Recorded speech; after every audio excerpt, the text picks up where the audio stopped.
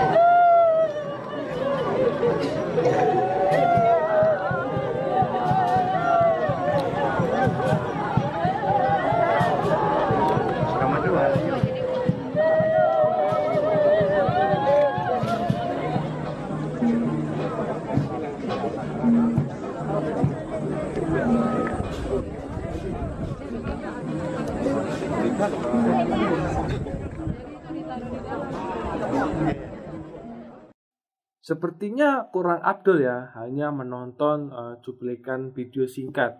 Maka dari itu saya sudah mengundang narasumber kita untuk membahas salah satu kepercayaan yang ada di Indonesia. Seperti apa yang dosen saya katakan, untuk belajar atau mempelajari sesuatu, banyak-banyaklah bertanya. Oke, saya undang Saudara Nathan untuk duduk. Oke, permisi. Oke, misi Mas. Oke.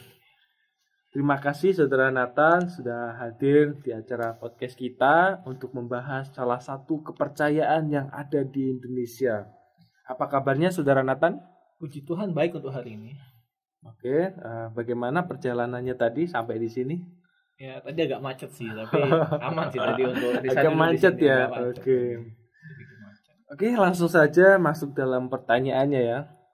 Tanpa basa-basi, untuk pertanyaan pertamanya, sebenarnya itu inti kepercayaan atau sistem kepercayaan dari ajaran Marapu itu sendiri itu apa ya? Oke, sistem kepercayaan dari ajaran Marapu ya. Nah, kita tahu dulu Marapu itu adalah salah satu kepercayaan yang dipegang oleh salah satu suku di Indonesia, yaitu suku Sumba. Oh, suku Sumba ya. Yang ada di Nusa Tenggara. Jadi, kalau kita melihat sendiri bahwa ajaran Marapu ini adalah ajaran yang bisa kita bilang ajaran yang sangat bisa dibilang lokal. Kalau kita bilang sering dianggap lokal atau ajaran yang sangat kuno. Tapi kalau kita melihat sebenarnya ajaran ini adalah ajaran yang sangat menunjukkan bahwa kekayaan keanekaragaman kita di Indonesia. Kearifan lokal di Indonesia. Nah, ajaran ini sendiri kalau kita lihat sistem kepercayaannya adalah memuja atau menyembah kepada arwah nenek moyang yang dikenal sebagai istilah Marapu itu. Nah, kepercayaan ini tercermin dari keanekaragaman tindakan religius ataupun budaya yang mereka lakukan. Nah, salah satu bentuk kepercayaan mereka ialah menyembah roh nenek moyang yang tadi saya sebutkan di awal, di mana mereka menganggap bahwa nenek moyang mempunyai kekuatan yang luar biasa di luar jiwa manusia, sehingga mereka yakin bahwa nenek moyang yang sudah meninggal itu ada tinggal di sekitar mereka, Nah, makhluk-makhluk ini juga diyakini mampu memberikan keselamatan dan juga ketenangan kepada masyarakat Sumba, sehingga mereka bisa menyerahkan diri mereka untuk melakukan pekerjaan dengan baik, dan juga mereka tidak ketakutan karena mereka merasa punya pelindung lah seperti itu. Nah, kita juga ya percaya bahwa kepercayaan Marapu ini adalah kepercayaan yang diturunkan atau diwariskan turun-temurun dari leluhur sampai saat ini. Sampai saat ini. Tapi arti kata Marapu sendiri itu apa ya? Kata Marapu sendiri itu ada, kita lihat dari dua katanya ya, dari Ma dan Rapu. Oh, singkatan itu. Ya, itu jadi Ma dan Rapu. Nah, Ma dan Rapu itu artinya didewakan atau dihormati. Nah, di mana artinya kalau kita melihat di sini adalah nenek moyang mereka, leluhur mereka itu adalah apa yang mereka dewakan, yang merupakan unsur utama atau unsur yang menuju dalam kepercayaan ini. Nah, mereka yang disebut Marapu itu biasanya dipertuankan atau dianggap tuan, dianggap dewa, atau dianggap tokoh yang leluhur yang sangat berpengaruh lah istilahnya, yang sangat mereka hormati, sehingga mereka ada tokoh-tokoh yang sebelumnya dihormati oleh anak-anak cucu mereka dari turun-temurun sampai saat ini. Jadi arti kata Marapu itu sendiri yang dihormati ya? Iya, jadi berarti yang dihormati itu nenek moyangnya. Ya, Marapu itu jadi istilahnya kalau kita bilang menghormati nenek moyang lah, mendewakan atau menghormati nenek moyang. Oh, seperti itu. Oke. Sebenarnya muncul adanya kepercayaan Marapu itu sendiri itu ada sebab apa ya? Atau pergumulan apa yang hendak dijawab dalam ajaran Marapu itu sendiri? Ya, jadi Marapu sendiri ini sebenarnya kalau kita mau lihat apa sih kenapa bisa muncul atau bermula awalnya, kita harus lihat sejarahnya. Sekali lagi kita ada sejarahnya ya? Ada, ini cerita yang sudah diturunkan dari leluhur sampai saat ini. Saya juga membaca salah satu tulisan dan juga mendengar beberapa tokoh-tokoh yang menceritakan hal-hal ini. Nah, jadi salah satunya mungkin saya jelaskan dengan cerita juga ya, narasi supaya lebih gampang dipahami. Jadi begini, dulu pada zamannya nenek moyangnya Sumba, orang-orang Sumba atau orang-orang Marapu ini, mereka itu tinggal itu tidak di bumi. Mereka itu tinggal ada di istilahnya langit ke-8 lah istilahnya.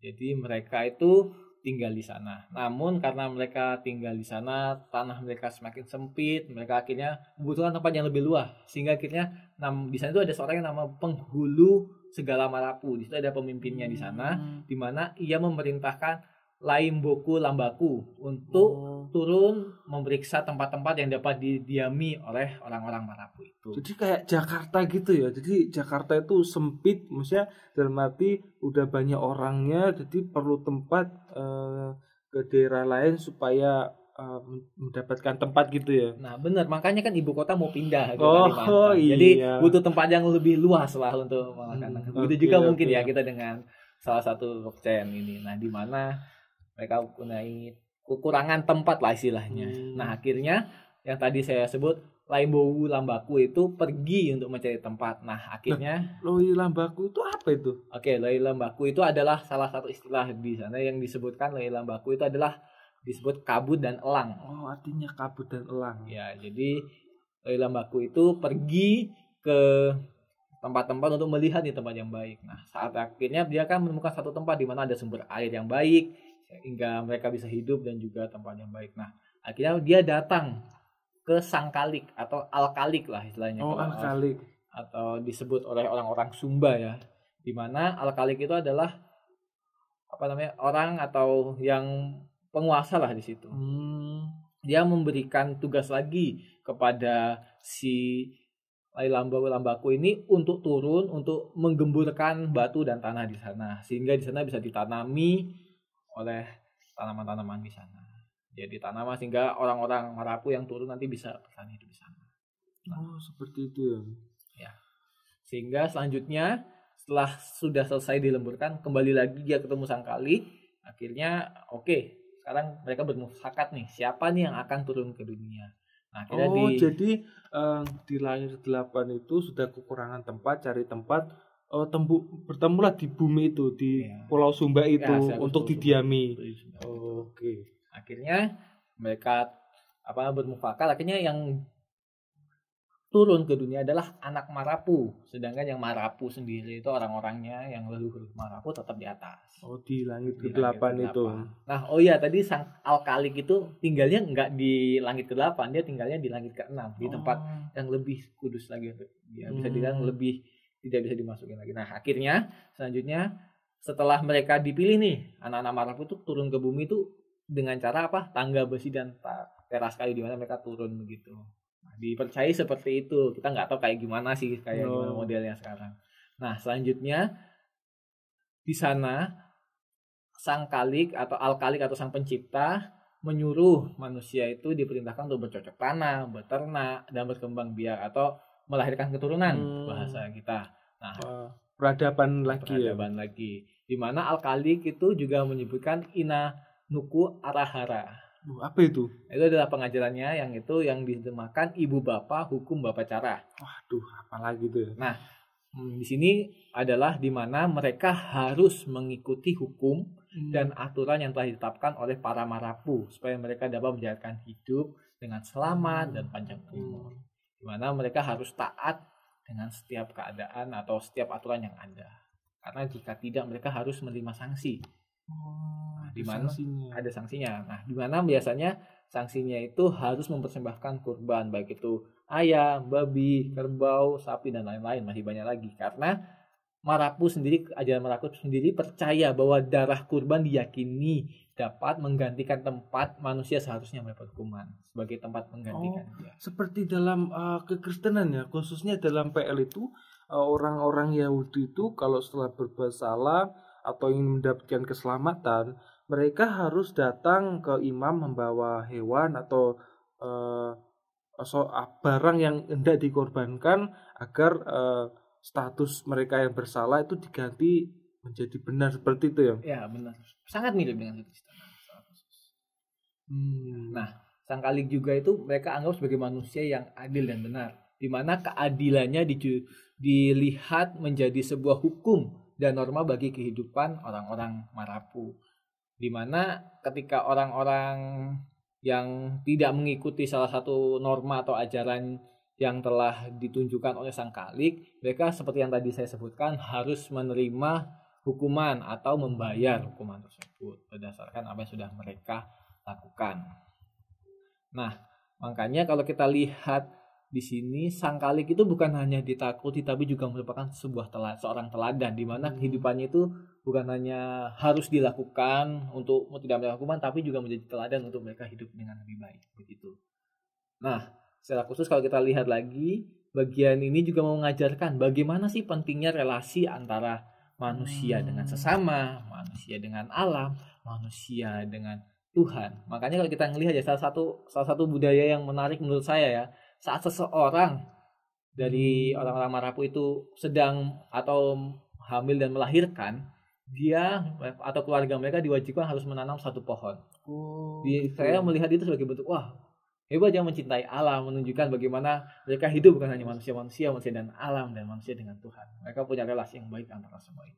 Dari segi dimensi semua gitu. Jadi kayak secara kita lihat sangat baiklah di mana mereka menjaga perdamaian mereka secara sesama begitu.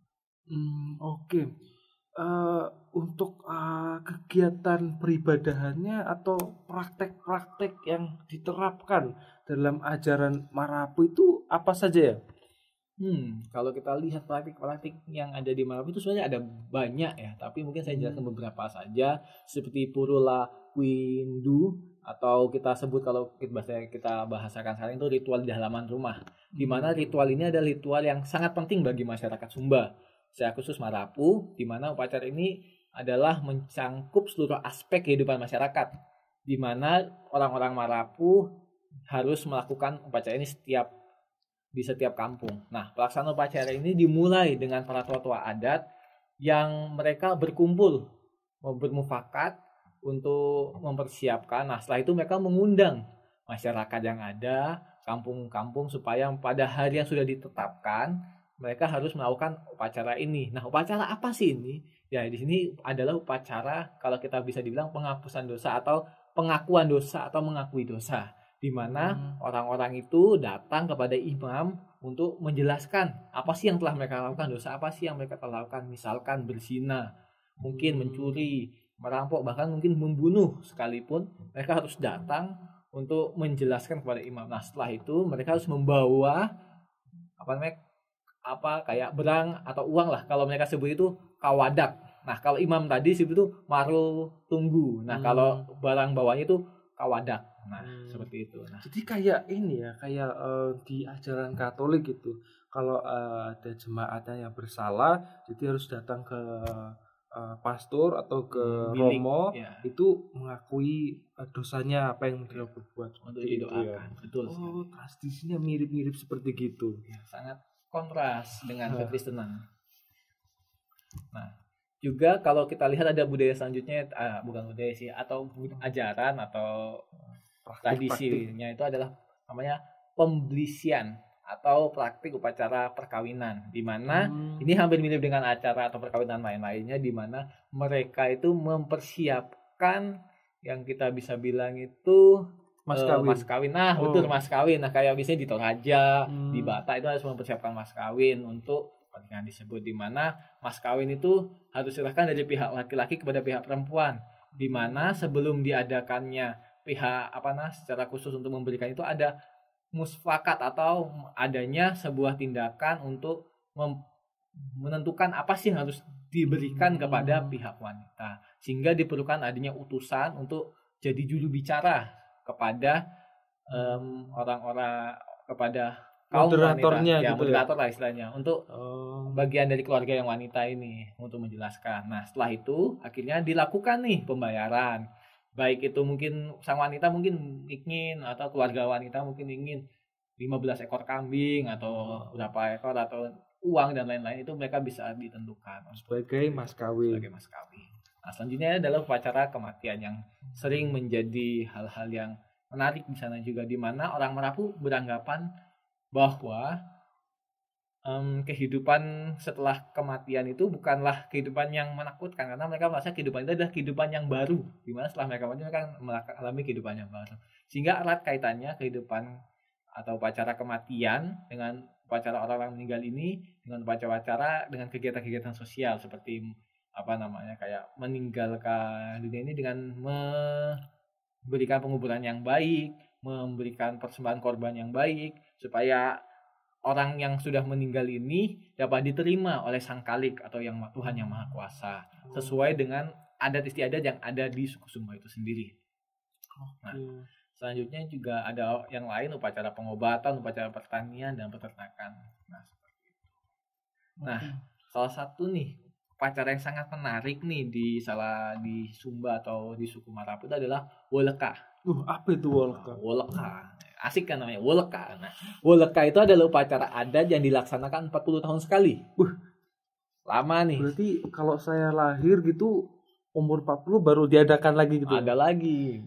Makanya mungkin kalau kita sekarang nih nunggu nih 40 tahun. Nah, mungkin kita udah umur mungkin 40 tahun, mau dapat lagi mungkin 80 tahun kalau kita sampai. Jadi harus gitu. Nah, jadi upacara ini adalah upacara yang sangat menarik, diajarkan 40 tahun sekali, di mana upacara adat ini berfungsi untuk meminta ampun, untuk meminta berkat dan rezeki kepada arwah para leluhur.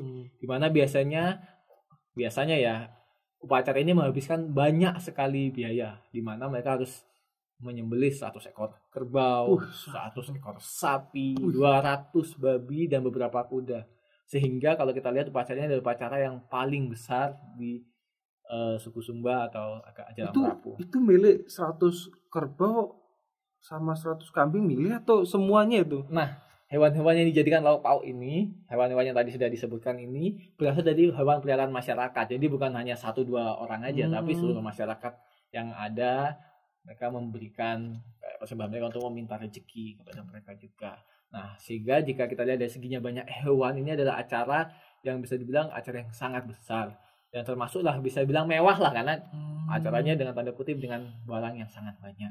Begitu juga masyarakat sangat mengorbankan itu tidak menjadi halangan, karena mereka merasa ini adalah kewajiban mereka, karena mereka merasa ini keharusan mereka untuk mempersembahkan, untuk menerima berkat, meminta berkat dan juga memohon ampun, karena mereka sudah wisatanya berterima kasih kepada leluhur yang menjaga mereka, yang menyelamatkan mereka dan juga alam. Jadi hewan-hewan tadi itu dimakan nanti ya. Iya. Nah, untuk teman-teman nih sekalian, kalau sudah acara apa tadi nih? Wolaka. Oh, kalau sudah acara Wolaka di Sumba ya, Ya, di di Sumba. Sumba. Nah, datanglah karena di situ pasti ada banyak daging-daging yang teman-teman bisa nikmati. Tapi itu acaranya 40 tahun sekali, jangan sia-siakan waktu itu. Jadi kalau teman-teman berkunjung ke Sumba di pas harinya itu ya ikuti acara itu karena itu acaranya 40 tahun sekali.